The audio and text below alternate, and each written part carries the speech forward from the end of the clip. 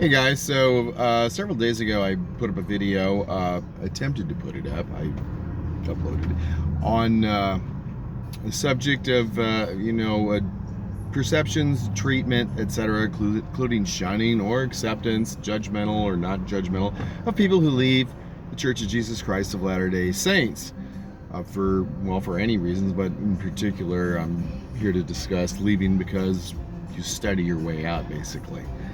And I had an experience relative to that, upon which I based part of that video. But it said, we're processing, your video is still processing for like 4 days, and then it said video upload canceled. I'm like, okay, well, I'm gonna try something just kind of short.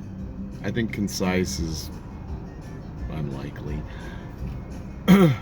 due to my abilities to just ramble on, but gonna keep it short. Yeah, so I was at this gas station over here, and walking out from, paying, and I see a guy used to be like my tennis partner and opposition, depending on who was playing who. But a Monday morning thing we did, like 6 o'clock in the morning, with guys from my ward. Actually, mostly my stake. There were guys from a couple different wards that attended this, and we became friends. We actually did some business. I was pushing cellular back then and loans, and we did some cellular business for him and his, some friends, family, etc. And nice guy, very active. Well, he got real active in the church. It's not that he wasn't active, it's just that he ditched priesthood and talked about football and ate snacks of the kids in the nursery when I was running. Why did they have me run the nursery? I don't know. But they did, and I grabbed it. Well, the second counselor in the bishopric, who had issued the call, I guess, and said, you need some inspiration right now, bro, because I'm over this whole situation of me having this whole thing. I'm not changing people's kids' diapers.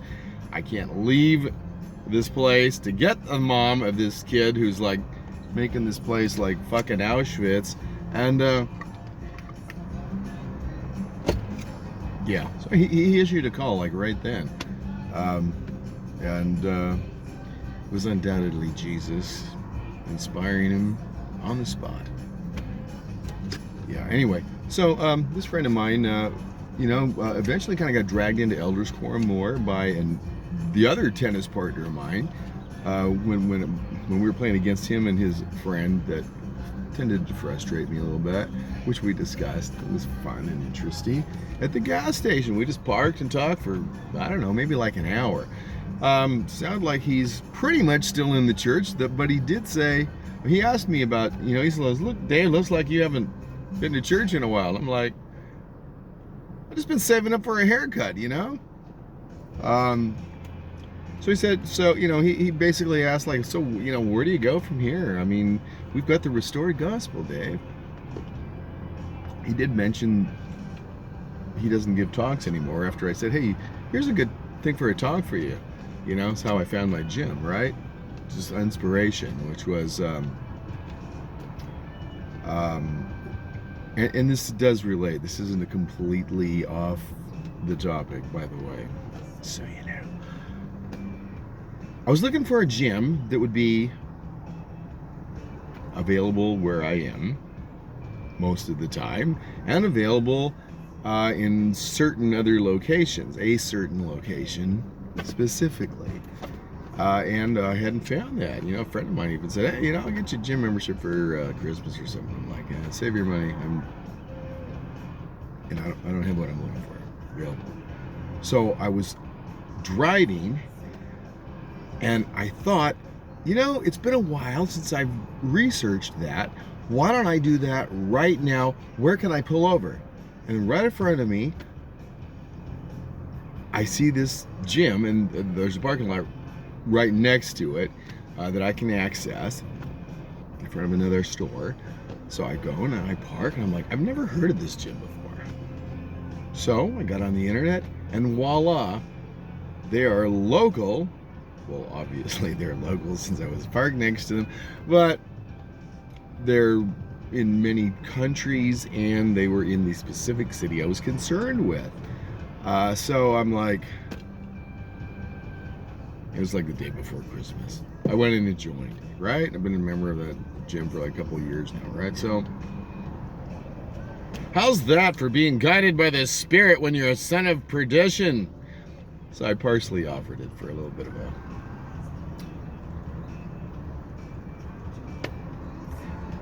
a possibility, you know, those things when you notice things aren't quite congruent, and like I'm about to share in the following things. So he's like, how you doing? Well, I'm van life in it, you know, and oh, at least you got a nice van, you're not doing that bad. And he proceeds to tell me the story of another fellow who left the church, who really fits nicely into what the LDS public relations lesson manuals, everything, you know, the narrative that they would like to share, which is consistent with the Book of Mormon and its promise that if you, in as much as you keep the commandments, you'll prosper in the land, which is something I also discussed with this fellow, since I was really good at doing the things that you're supposed to get blessed financially for. Not that I never made any money, but these guys were way ahead of me in that. And major Sabbath breakers for some of them, not for this guy, rather. Especially after I kicked him out of the nursery with a couple other dudes. I'm just trying to mess with him on that. But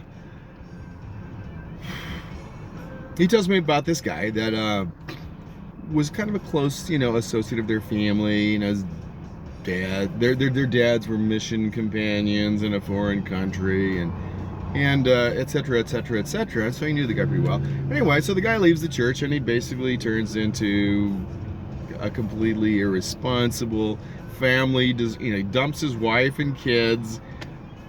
Good luck, you know, and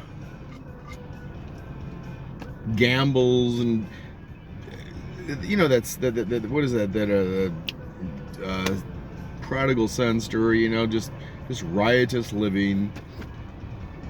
And I mean, more than just getting drunk at karaoke, people, right?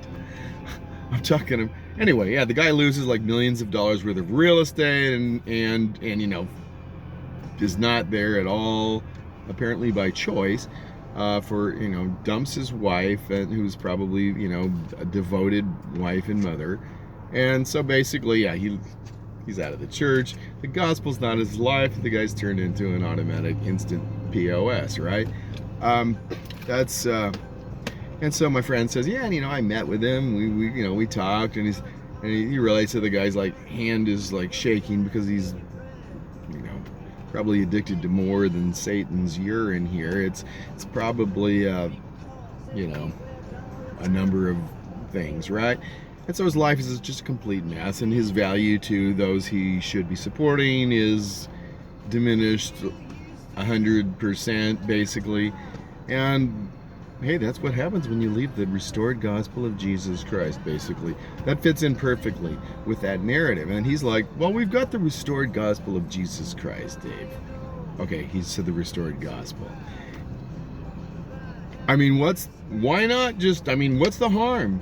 I mean, I figure we're better off, we keep the commandments. It just, I mean, isn't life better keeping the 10 commandments, Dave?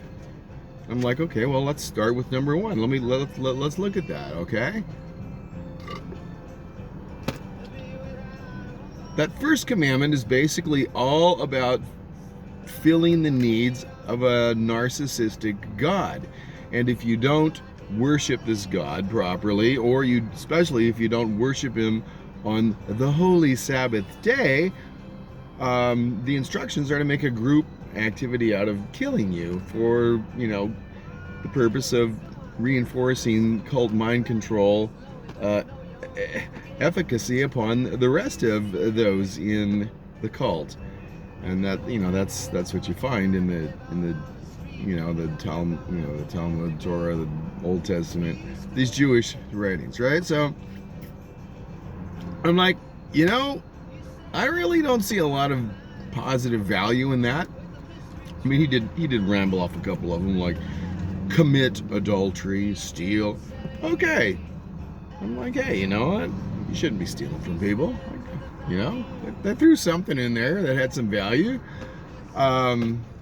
We didn't get into talking about committing adultery. Terrible sin, right? I don't know. Depends. Maybe you've got an open marriage. If you're a guy and your girl is, you know, basing her self-esteem upon whether or not you're getting with any other girls, then if you're breaking an agreement, you're possibly psychologically, you know, harming somebody. So, yeah, there's some value to parts of that, but the entire commit thing, that's like, hey, it's just wrong to have any sort of sexual connection with someone you don't have a license from the government to be having that type of a relationship with. And that's not something I currently agree with. The transference of the business about, you know, marriage was instituted by God and it is holy and etc., all this sanctimonious language, and then somehow that the authority of God becomes the authority of the government because you need authority. But why do you need authority? Why do you need a license? Why do you need a license for a business or a marriage? Because you're not free. That's why it's an exception that's granted for at cost. That's the actuality of it. So he's like, okay, all right. So the narcissistic psychopath God you can really agree to worship because you also, you know, cite things, Dave, that, you know, like human sacrifice to him and that kind of stuff, you know, Moses did, etc. So, what do we got? Numbers chapter 31 is a prime example. He goes, oh, what about the Christian thing now? What do we got? The first two things in the law. Love the Lord thy God with all thy heart, might, mind, and strength, and love thy neighbor as thyself. I'm like, bro, I'm all good with, you know, treating other people how you should treat other people, but once again, I'm not going to worship an entity or a gaudy being who is quite immoral, in my opinion, doing a horrible job, should be fired, and yeah, etc. Right? Someone who murders their own children. I mean, in Mormonism, we're supposed, you know, we were taught basically, hey, you know, you keep the commandments, you're going to become a god. They didn't specifically say you'll have your own planet, but pretty much did, right? Of course, you're a god. You're going to start making planets, right? Takes a little while. First, you got to reproduce a few gazillion spirit children. And when there's a need, let's go form an earth where these may dwell. Yeah, and see if they will keep all the commandments that you, as the new Lord their God, shall give unto them. So, let's think about this, Mormons. If you became a god or a goddess, well, first of all, you're a goddess. If you follow this example, you ain't gonna never get to talk to your kids once they leave the celestial dwelling to go be tested for their ability to be good enough to become like you.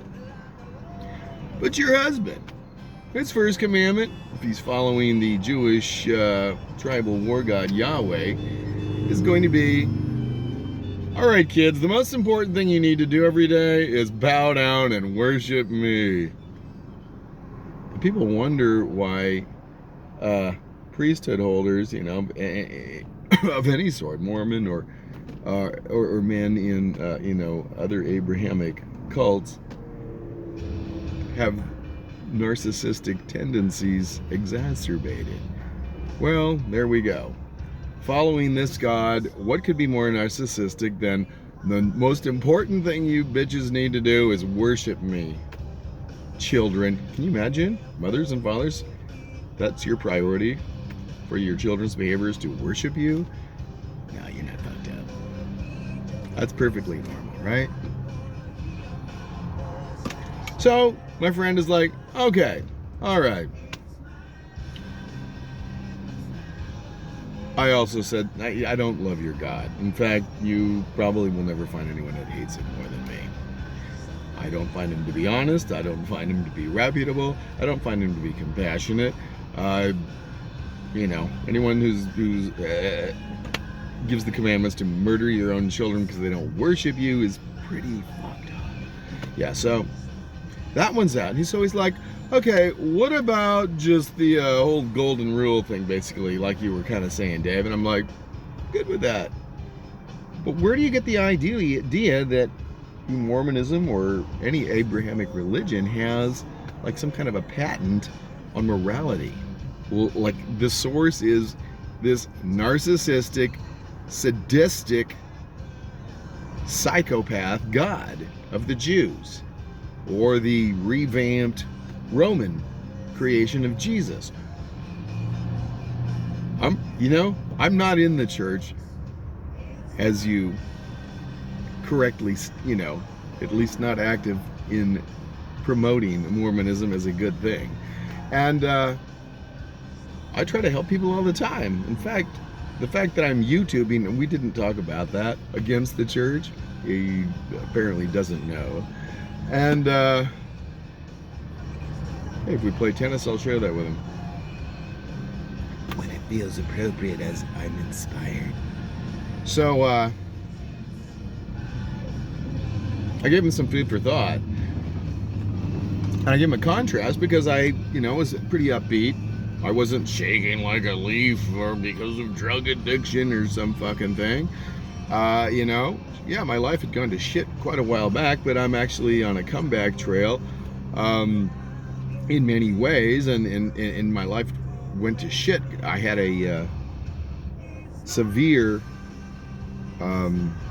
nervous breakdown, and I wouldn't say I would say that doesn't entirely define what happened, and it would be an oversimplification, but it's close enough for rock and roll, and basically, or government work or whatever. So I think that's just to briefly say, yeah, that occurred. Did it occur because I left the gospel? Well, I have no reason to feel any loyalty to the Mormon God, the Jewish God, or Christian trifecta gods.